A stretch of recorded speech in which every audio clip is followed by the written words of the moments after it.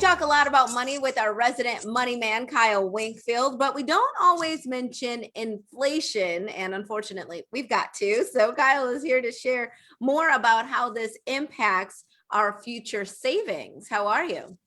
Doing well. How you doing? I'm good. I don't like inflation though. Ah, I mean, I don't know yeah. how else to say it, but I don't. It's just basically saying our money is not going to stretch as much as we anticipate or want it to. So how big of an issue is inflation, especially when it comes to our retirement accounts?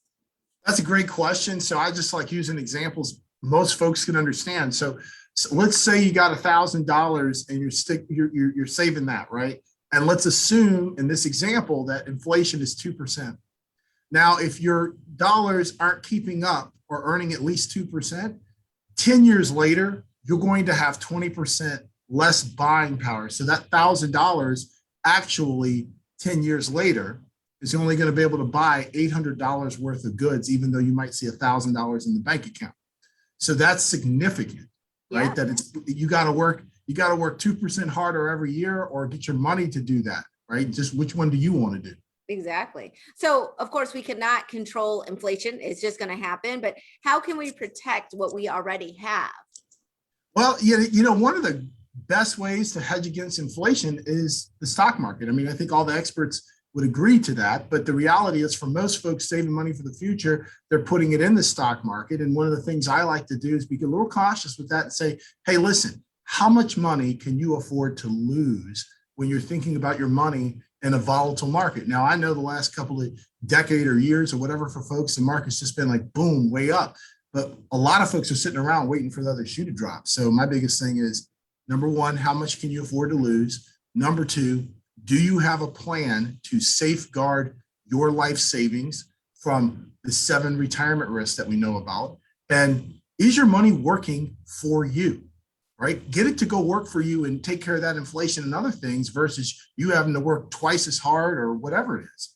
It sounds to me like we all need a plan instead of it just being one of those things where I'll figure it out or one day or it won't affect me. I think a lot of times we will bury our head in the sand before we go to an expert to develop a plan. So talk about why that's so important.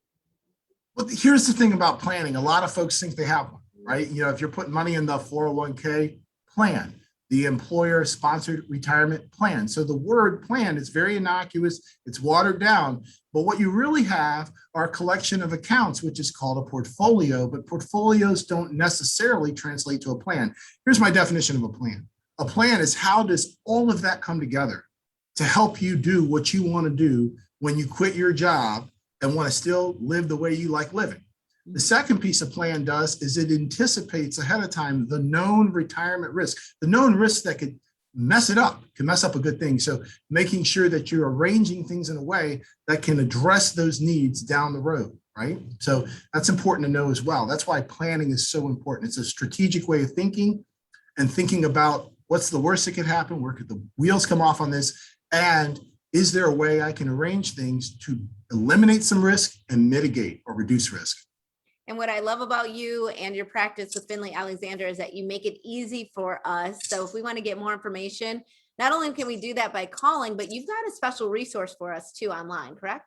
I do. So I want you to go by the website. It's finleyalexander.com. Now we put together easily consumable and digestible guides, little retirement guides on inflation, retirement risk, whatever it is that you want to learn more about. We probably have a guide about it for you to be able to digest and read and get the wheels going on better questions to ask to see what could you do to eliminate this or mitigate that risk. It is so helpful, especially now in the age of social distancing and try to get our hands on the information and know that we can go right online, get that guide and follow up with your team afterwards is really, really helpful. Kyle Wingfield, thank you so much for being with us. We appreciate it.